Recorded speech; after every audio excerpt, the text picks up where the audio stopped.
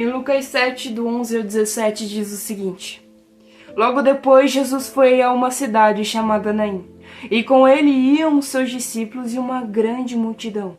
Ao se aproximar da porta da cidade, estava saindo o enterro do único filho de uma viúva, e uma grande multidão da cidade estava com ela. Ao vê-la, o Senhor se compadeceu dela e disse: Não chore. Depois aproximou-se e tocou no caixão, e os que o carregavam pararam. Jesus disse: Jovem, eu digo, levante-se. O jovem sentou-se e começou a conversar, e Jesus o entregou à sua mãe. Todos ficaram cheios de temor e louvavam a Deus. Um grande profeta se levantou dentre nós, diziam eles. Deus interveio em favor do seu povo. Essas notícias sobre Jesus espalharam-se por toda a Judéia e regiões circunvizinhas. Senhor, essa é a tua palavra, que essa palavra possa, Pai, tocar no coração dessa pessoa que vai assistir esse vídeo. Obrigada, Jesus, por ter colocado esse vídeo no caminho dessa pessoa, porque eu sei, Senhor, que tu vai começar a falar com ela desde agora. Em nome de Jesus. Amém. Vamos dar uma breve introdução. O versículo 1 já começa no seguinte: Logo depois. Logo depois do quê? Jesus, antes de estar em Naim, ele foi a Cafarnaum.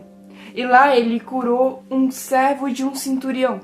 E as pessoas já estavam amontoadas, já estavam seguindo Jesus, porque antes dele de Cafarnaum, ele foi pregar no Monte das Bem-aventuranças, onde lá ele pregou sobre as bem-aventuranças. As pessoas começaram a olhar para ele e viram que ele sabia falar bem e começaram a se formar uma multidão. Depois do Monte das Bem-aventuranças, Jesus foi para Cafarnaum. Em Cafarnaum, Jesus ele cura o servo desse centurião. Então as pessoas viram, nossa, esse cara ele sabe pregar, esse cara ele sabe fazer milagre, vou começar a seguir ele porque eu quero receber algo da parte dele.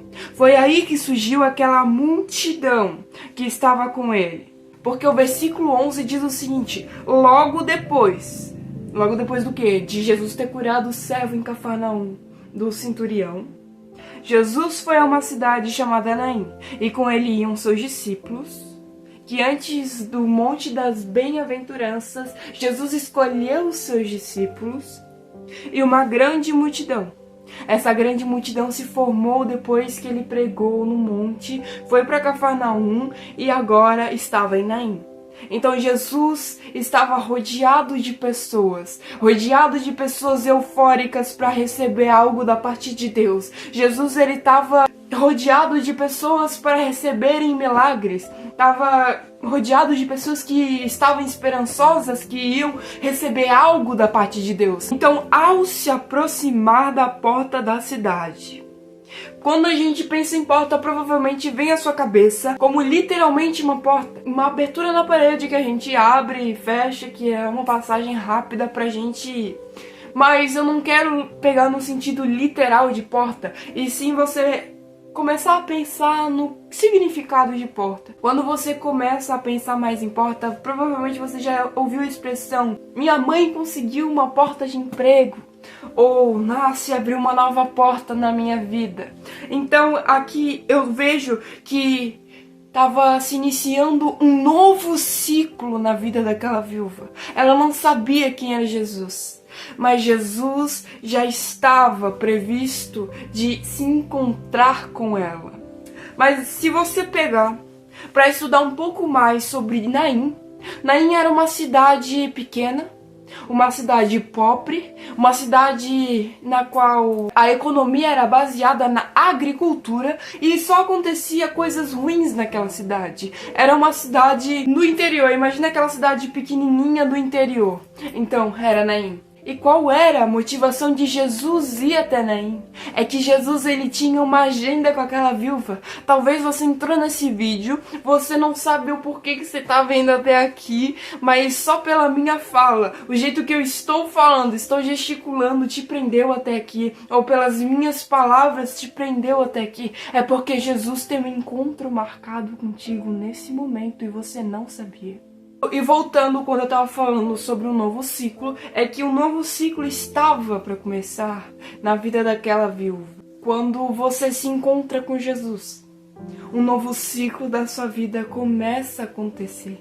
Quando você menos espera, Jesus aparece e bam, tudo muda. De Cafarnaum até Naim ficava aproximadamente uns 50 quilômetros e a multidão que estava com Jesus, por ele estar cheio de pessoas ao redor, provavelmente demoraram entre 1 ou 2 dias de Cafarnaum até Naim. Mas se você perceber, Jesus ele chega na hora certa. Na hora certa que está acontecendo o sepultamento do filho da viúva. Jesus ele chega na hora exata. Naquela época, quando as pessoas morriam, era sepultado logo em seguida, no dia anterior ou quanto antes. Normalmente era feito de manhãzinha, pois não existia geladeira naquela época. Então os cadáveres eles ficavam com mau cheiro. Jesus ele muda a lógica. A lógica da multidão da viúva era sepultar o filho dela. Mas de uma coisa você pode ter certeza: quando Jesus ele vem até você e se mostra verdadeiramente quem ele é, tudo ao seu redor muda. Aquelas pessoas que antes andavam com você começam a se afastar. Aquelas gírias, aqueles palavreados que você falava antes, você vai começar a se sentir, isso aqui tem alguma coisa de errado. Você vai começar a sentir vontade de abraçar alguém na hora do culto. Você vai começar a sentir de falar um versículo para alguém no meio da rua. Você vai começar a mudar de tal forma que seus familiares vão começar a olhar para ti e pensar o que está acontecendo.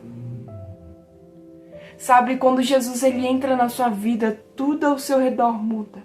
As pessoas começam a mudar por causa da sua atitude, porque você está começando a se tornar um influenciador e você nem está percebendo. Já pegando o encaixe aqui falando de influência, Jesus ele foi o influenciador.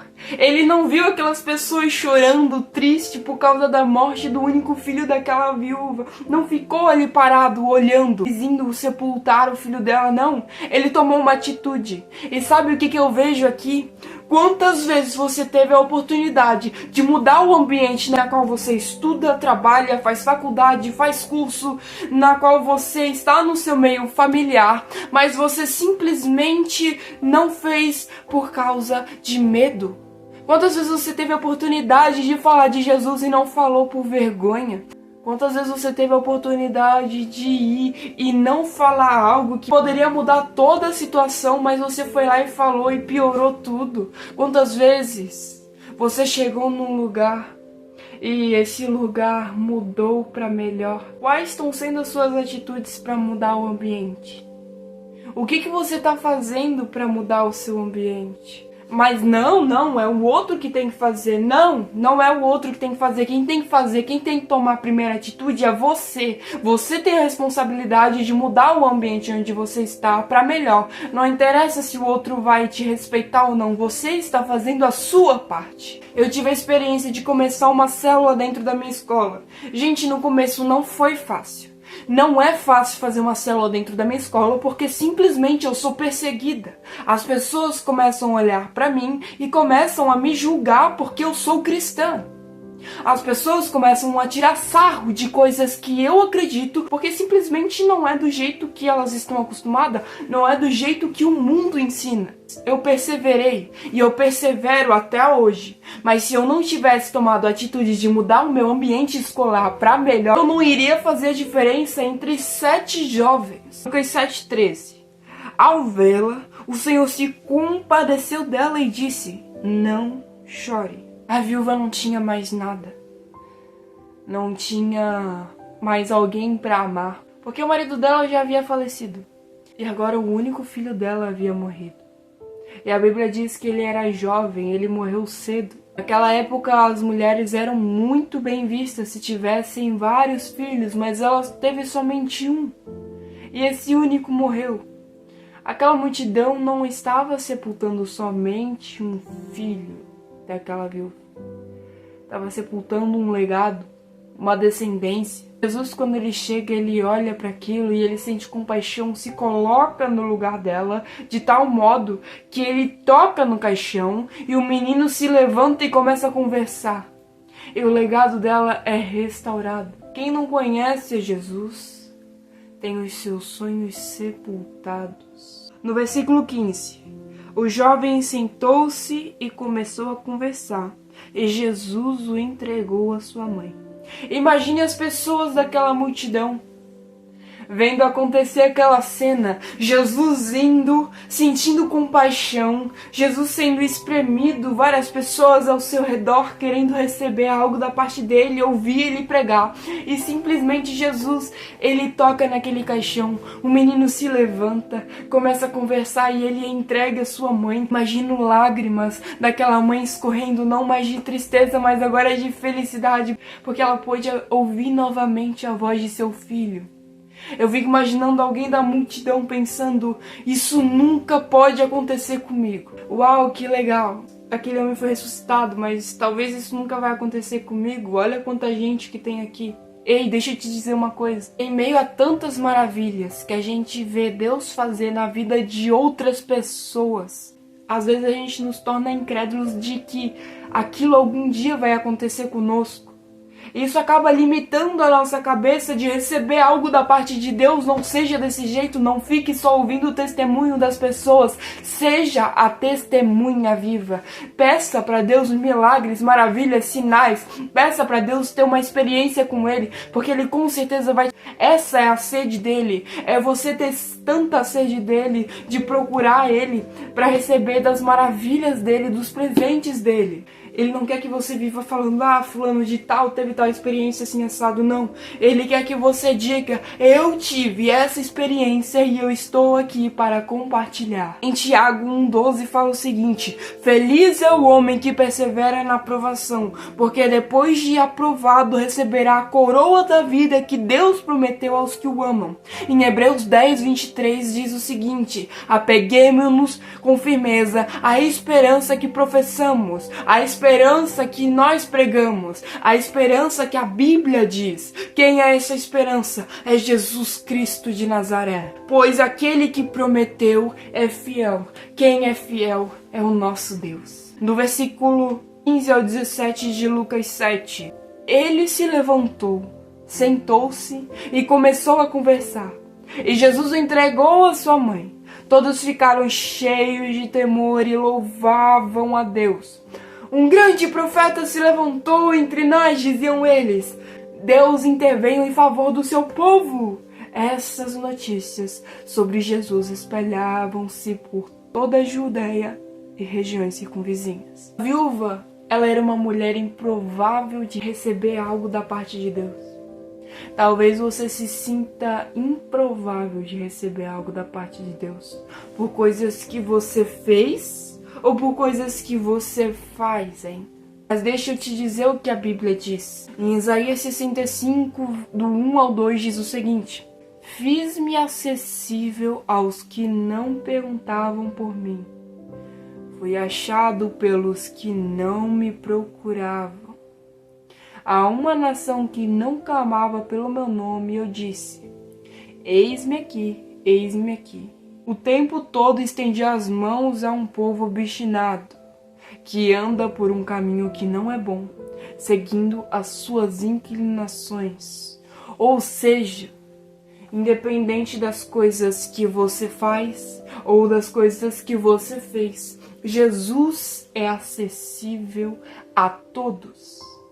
Jesus é acessível a viúvas, a pobres, a ricos. Jesus é acessível a doentes. Jesus é acessível ao saudável, aos drogados, aos prostitutos. Jesus é acessível para todos, sem exceção nenhuma. Agora eu te pergunto, qual grupo você faz parte? A multidão da viúva, que carregava morte, tristeza, que carregava angústia por ter perdido algo valioso, que carregava a desesperança. Aquelas pessoas que reclamam de tudo. Aquelas pessoas que, quando o chefe não tá olhando, faz o errado.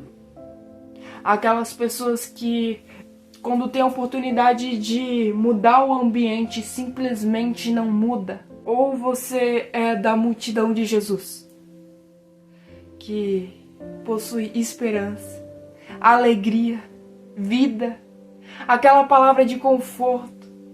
Quando você entra no ambiente, você muda para melhor. Aquele abraço reconfortante. Qual dos dois grupos você faz parte? Eu me chamo Arielle, pra você que não me conhece, esse aqui é meu Instagram. E eu vou deixar esse vídeo aqui pra você assistir. Muito obrigado por ter assistido até aqui. E até o próximo vídeo.